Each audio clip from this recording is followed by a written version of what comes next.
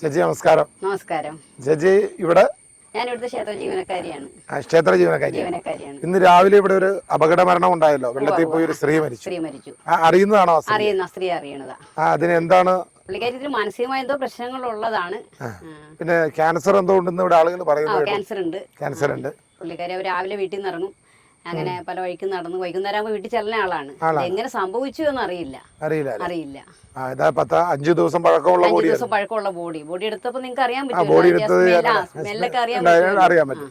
ഈ മഴയില് ഇപ്പൊ ഇതിനു മുമ്പും ഒരു മരണങ്ങൾ നടന്നിട്ടുള്ളതല്ലേ? ആ മരണങ്ങൾ നടന്നിട്ടുണ്ട്. എന്തോരം മരണങ്ങൾ നടന്നിട്ടുണ്ടാവും? ഒരു 5-8 മരണങ്ങളും ആയിട്ടുണ്ടാവും. 19 കാലങ്ങൾ വെച്ച് കൂട്ടുവാണെങ്കിൽ ഞാനിപ്പോ വന്നിട്ട് ഇവിടെ എന്ന് പറയുമ്പോ ഒരു 30-36 വർഷമായിട്ട്. അതിന് മുന്നത്തെ എനിക്ക് അറിയില്ല. അന്ന് മട പണിതുകൊണ്ടിരിക്കുകയായിരുന്നു. അപ്പൊ അതിനുശേഷമാണ് ഇവിടെ ഒരു ചെറുപ്പക്കാരനെങ്ങാണ്ട് ചെറുപ്പക്കാരൻ മരിച്ചു. പിന്നെ ഒരു കുട്ടിയുടെ കാര്യം എന്തോ പറയണ കേട്ടു ഇവിടെ ആൾക്കാര്. അത് അപ്പറേ മടയാ, വേറെ മട കുട്ടി അത് ചേട്ടാ സ്കൂളിൽ പഠിക്കണ